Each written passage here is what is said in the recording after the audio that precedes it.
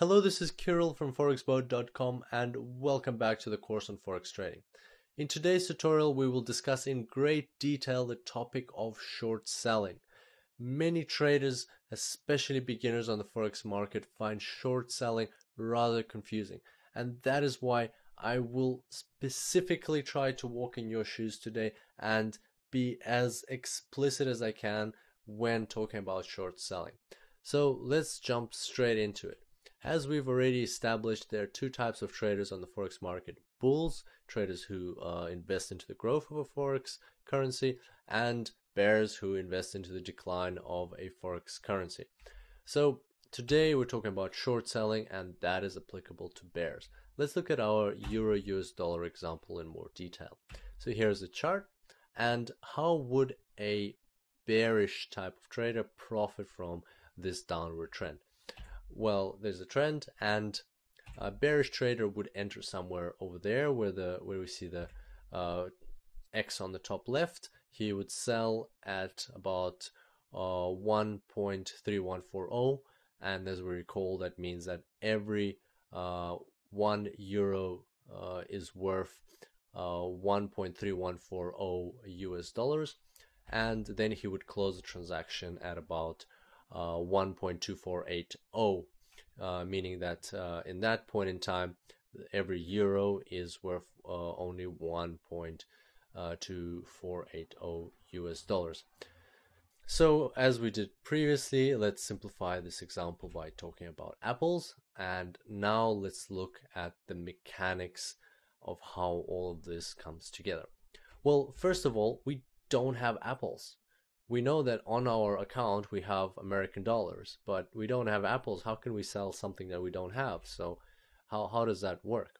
Well, this is why this transaction is called not just selling, but the proper name for it is short selling. It's because you are selling something that you don't actually own. And the way it works in the Forex market is you as a trader, you approach your broker. And all of this is done automatically, so you don't have to think about it at all. But this is what happens in the background when you click that sell button in your trading platform. So you as a broker, you as a trader, approach your broker and you borrow apples from your broker. So let's say, for instance, you borrowed 500 apples.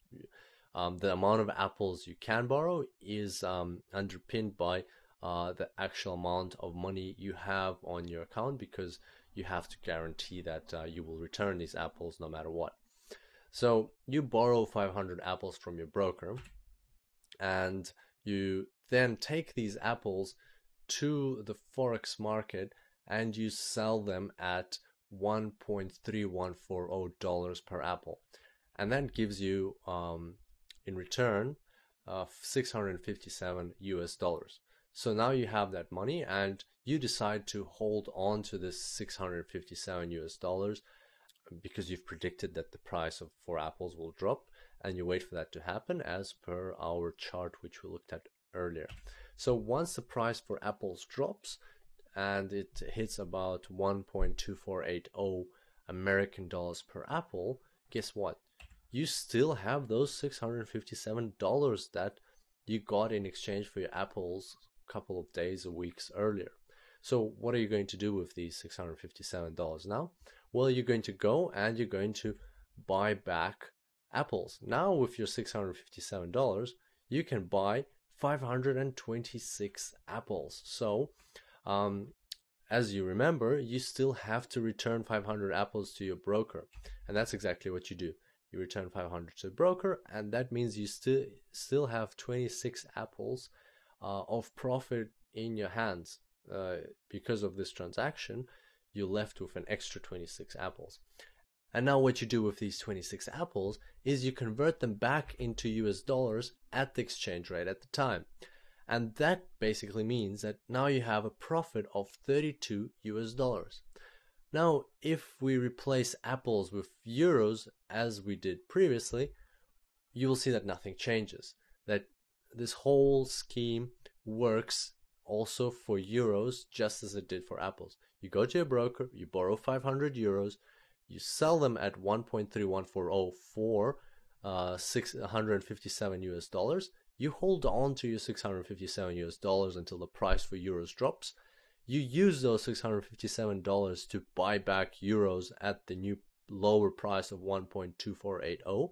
You get 526 euros in return. You return 500 euros to your broker. Your profit is 26 euros. Because your account is in US dollars, you convert your euros back into US dollars and you have 32 US dollars of profit. So that's in a nutshell how short selling works. You may find slightly varying explanations for the stock market, and that's because you're dealing with stocks and ownership rights to a company. But in the Forex market, these are actual transactions with actual money, and this is how short selling works on the Forex market. Also, as we discussed previously, the first transaction over there is called selling. It's short for short selling, but and everybody is so used to just saying selling on the Forex market that they no longer use the combination of words short selling. So we'll just stick to selling from now on. And the last transaction over there is called closings. So as you can see, it's not that complicated. The concept itself is a bit different to buying, but the Forex market has been around for so long, and the procedures in place in any brokerage company are so standardized that you will not even see a difference. The mechanics are different, but the way you conduct a buy transaction is identical to the way you conduct a sell transaction. And the way these things work in the background, they don't even charge an extra commission for borrowing those 500 euros. And finally, before we finish today's tutorial, I would like to point out that just as with buying, with selling, you can use leverage to achieve much better results from your trades. And this is something that we will discuss in the future tutorial when we talk more about leverage.